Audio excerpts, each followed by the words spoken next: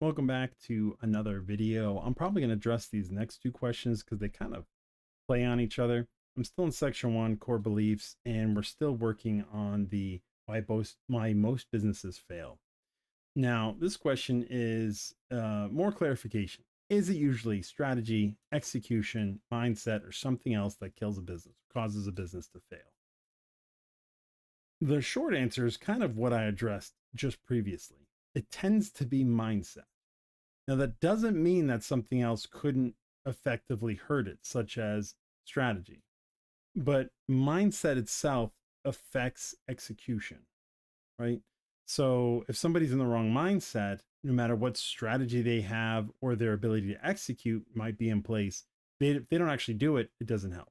Additionally, as I said, somebody could execute, but their mindset is telling them not to push too hard because they have that fear. So even though they're executing and say they've got a good strategy, their mindset prevents them from being successful. I would much rather take somebody who's got no mental blocks and is willing to just do anything, and we can find a strategy and execution that works for them. That tends to be it. There is one caveat to this, and it is still mindset in its own way. And that is the other thing that can kill your business that most business owners don't even think about is your staff, your employees. What do I mean? A lot of times when business owners bring an employee on, they're given a specific role to do a specific thing. That's not the problem. The problem is when the business needs to change whatever it's doing to bring in more revenue, clients, etc., and that employee now needs to do something else. I'm not saying they drastically change their role, far from it. You could have a receptionist that answers the phone and books people in. And you understand that the way she's booking people in is not very effective. So you come up with a more effective way for them to book people in. They may not do it. Like 80-90% of the time, a change to what they've been doing, they refuse to do. If you're lucky, you can have a sit down talk with these people and they will say, okay, and they'll do it the right way. If you're unlucky, which is 80-90% of the time, you either have to remove that person from the business or give them a different role that has been redefined, but they've never done before, and bring somebody new in who isn't poisoned with past work that they've done there and is willing to do the new task. Almost every time this has happened, if you remove the employee, not saying fire, sometimes you have to, but sometimes you just move them to a different role, and you bring in new people into the business, they don't have the hangups that the older employees do because they have no idea of what they used to do before, and they're willing to just do whatever task you give them. But that is, and this is especially in local businesses or small businesses where you have employees doing things, that tends to be the other thing that kills the business. They could have great strategy, great mindset, great execution, and then an employee's in the way. And the reason why I say it's sign of the side is because it's still a mindset thing. Some business owners don't want to have the chat with their employee. They don't want to go through I don't have to train them. I don't want to have to fire them and find somebody else because their ego's in the way, their mindset's in the way.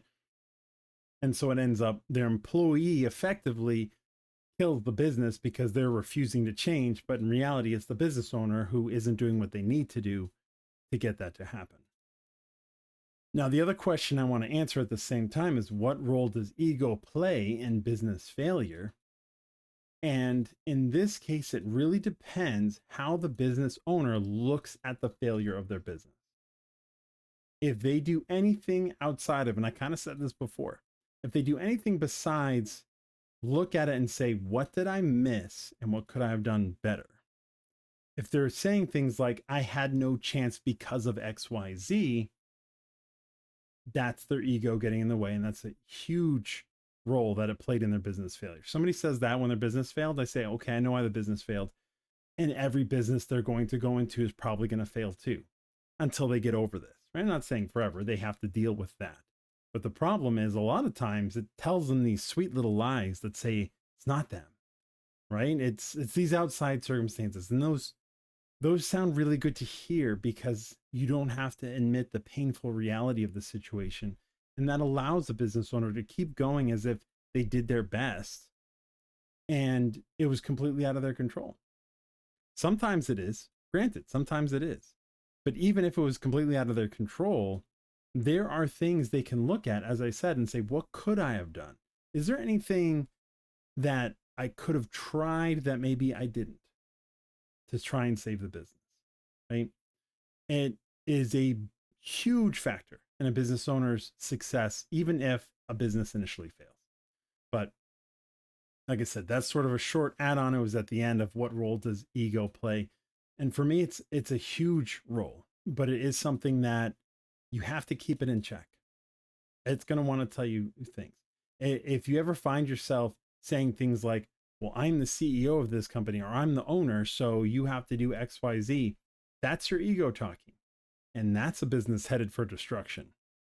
So anyway, hope you got some good insight from this. I'll see you guys in the next one.